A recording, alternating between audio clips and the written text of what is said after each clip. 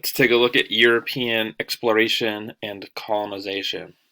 So in this video, we're going to go over the first American colonies, the Virginia House of Burgesses, a couple of names to know, some stuff about merchants, and some war and military alliances. So the specific questions that we're going to try and focus on, and these questions we'll show these again at the end of the video. First lasting English settlement in the Americas. What was the Indian Massacre of 1622? What war marks the end of any type of peace between Native Americans and the settlers? Again, the Virginia House of Burgesses, and who was Anne Hutchinson? Okay. So we'll kick it off here with the Vikings. The Vikings actually came to North America before Columbus ever did. Historians disagree on the exact time period, but agree that the Vikings were first. So that's an important one that will show up on the test most likely. While Columbus discovered territories such as the Bahamas, Haiti, and Jamaica, it was actually Ponce De Leon who discovered what is today mainland USA. So he's another really important name. We easily could have put him in the names to know. But anyway, first American colonies. Europeans colonized America in pursuit of religious freedom, economic benefits, and slaves. Jamestown was the first lasting English settlement in the Americas, which was in the colony of Virginia in 1607. The Pilgrims, founders of Plymouth, Massachusetts, didn't arrive until 1620. So the dates there are probably not that important. Like they might be referenced, but you're not going to be asked like, was it 1607 or was it 1608 when the Jamestown settlement first happened? But you do need to know that Jamestown happened before the Pilgrims and the founding of Plymouth. Okay, so many of the citizens of Plymouth came there due to religious persecution, and they were looking for a place where they could worship as they saw fit. Jamestown in general had a more entrepreneurial spirit. We want to know those, right? As you're looking at Plymouth, we want to know religious persecution. And when we're looking at Jamestown, more entrepreneurial. Those are important. Many immigrants to the American colonies came for economic reasons, inspired by the Spanish riches from colonies founded upon the conquest of the Aztecs, Incas, and other large Native American populations in the 16th centuries. The first Englishmen to settle in the colonies hoped for the same discoveries. Okay. So here we have the Virginia House of Burgesses. We know what that is. It was the first legislative assembly of elected representatives in North America. So there's the sentence we want. That's the one you got to know. The house was established by the Virginia Company, which established the House of Burgesses in an effort to get English craftsmen to settle in the colonies, as well as to make the conditions more agreeable for the current colonists. So really, we've got two names to know here: John Rolfe and Anne Hutchinson. John Rolfe was one of the early English settlers of North America. He is credited with the first successful cultivation of tobacco as an export crop in the colony of Virginia, and is known as the husband of Pocahontas, the daughter of the chief of the Powhatan Confederacy. Anne Hutchinson, who was actually born in Marbury, was a Puritan spiritual advisor, mother of 15, and an important participant in the Antinomian controversy.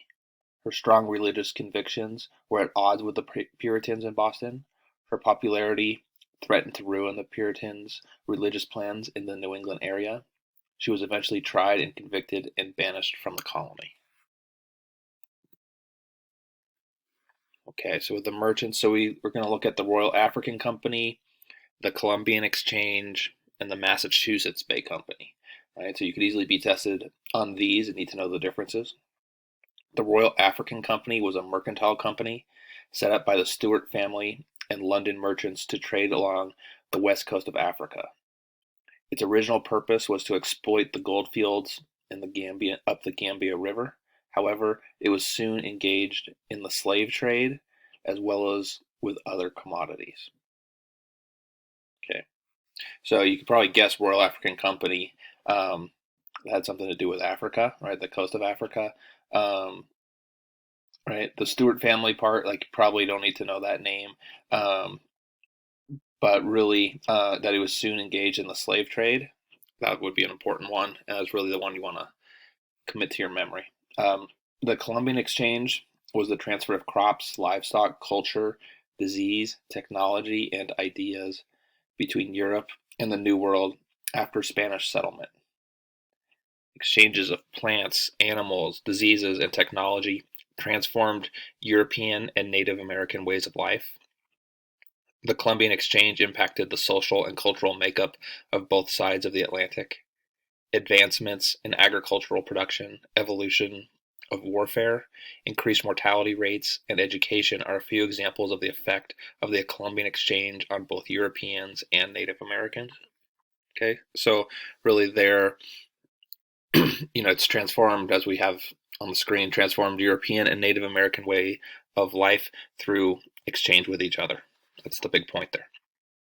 The Massachusetts Bay Company was a joint stock trading company chartered by the English crown in 1629 to colonize a vast area in New England.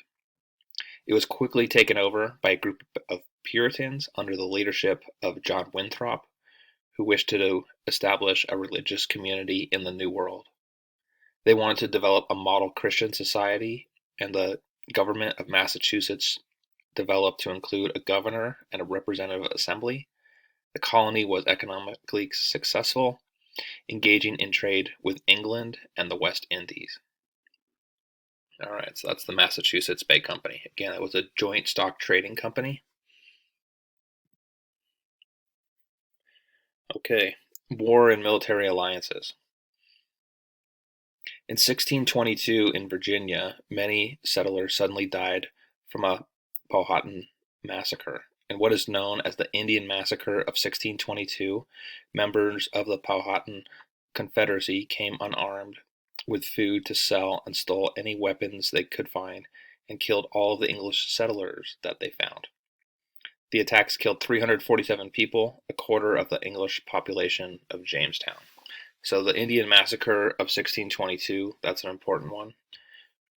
The New England Confederation was a military alliance of the colonies of Massachusetts Bay, Plymouth, Connecticut, and New Haven. Its primary purpose was to unite the Puritan colonies and provide defense against Native Americans. The Cherokee War took place mostly in the Carolinas. The war was a conflict between British forces in North America and the Cherokee Indians during the French and Indian War. Right, so that's the question. Usually is just knowing that the Cherokee War was really part of this French and Indian War, which the French and Indian War was 1754 to 1763, and it comprised the North American portion of the worldwide 7 Years' War of 1756 to 1763. The war pitted the colonies of British America against those of France, with each country making use of their Native American allies. And then finally, we have King Philip's War, which is between Native American residents of present-day New England and the English colonists. The war is named for the leader of the Native American side, Metacomet, and his adopted English name, King Philip. The war marks the end of any type of peace between the Native Americans and the settlers. And as we have written here, that's the big point of King Philip's War that you want to know. Okay, and then we get back to our questions, right? So we've addressed each of these 5 questions, and now we want to see if we can just remember the answers, right? So it's great to hit the pause button here and go ahead and answer all of these questions.